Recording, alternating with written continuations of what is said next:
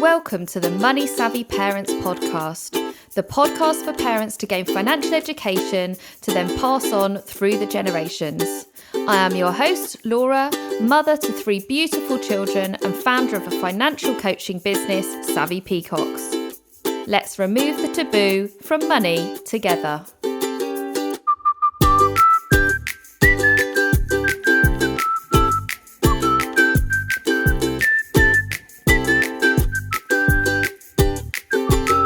Hello and welcome back to my podcast. Great to have you with us today. We're going to be talking about a seasonal issue that I believe we perhaps all struggle with, but don't admit that we struggle with it. And so let's delve it straight in and get that question from the audience. So I'm starting to think about spending money over the summer months, especially with the children being off from school.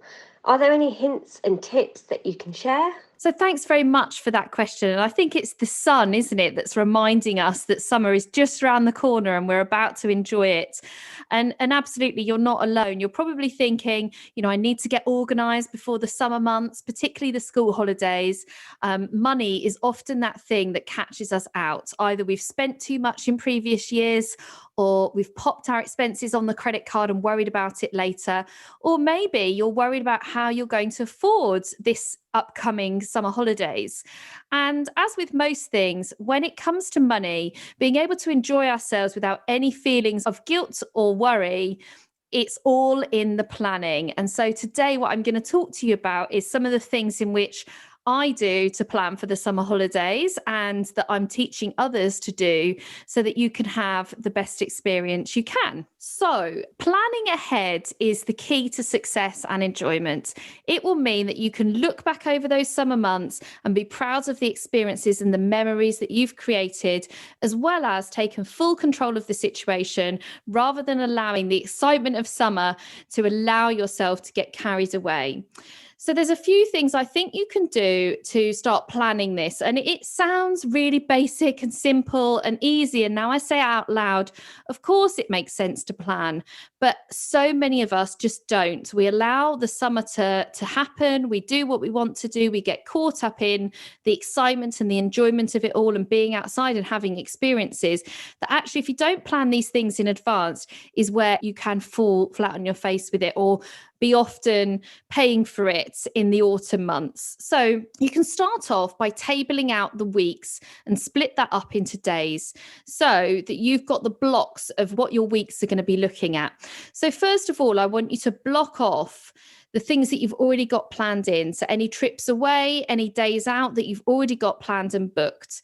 And at this time, take it as an opportunity to look at your holiday saving and expenditure. What allowances are you making? You may have already paid for that holiday, but have you planned your spending money whilst you're there? Not only the food, but also the treats, the little expenses throughout the day that all add up. Ice cream is the thing that catches most people out. A round of ice creams from the ice cream van for a family can be £10. So if you've got 7, 8, 9 days of that, then that adds up and is a cost of your holiday. So if you've already got any planned trips, days out whilst you're away, then don't forget to account for those as well. So maybe you're going on holiday, but you're going to have a day trip out whilst you're there, putting a costing in for that. Most people at this stage, when they're planning their holidays, they adjust their food bills back for the weeks that they're going to be away.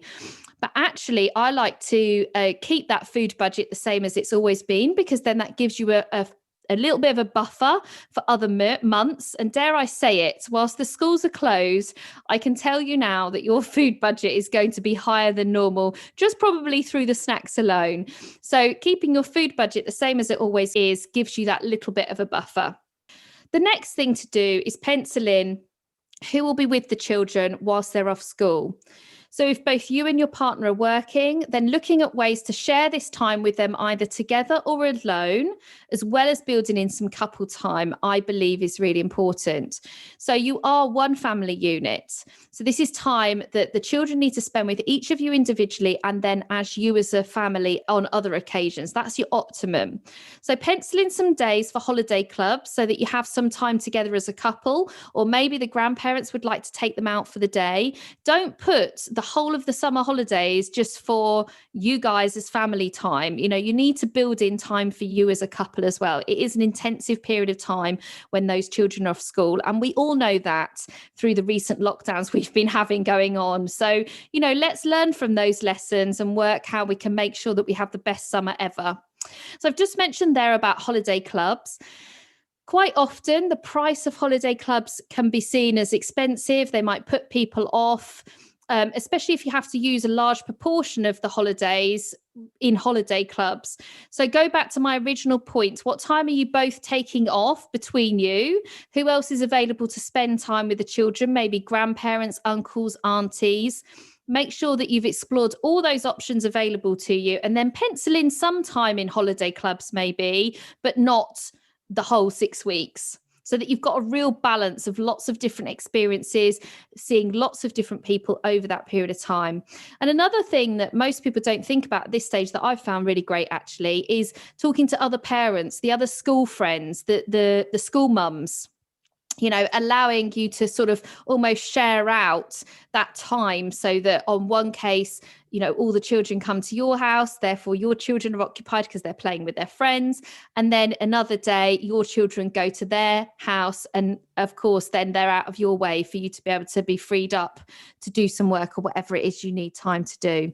So I think having that great success of sharing childcare with other mum friends, I can't tell you how invaluable that's been. So if you can create a hybrid of all of this across the summer, then I think that's best for the children, it's best for your wallet, and it's certainly best for your sanity. So having a good hybrid of there.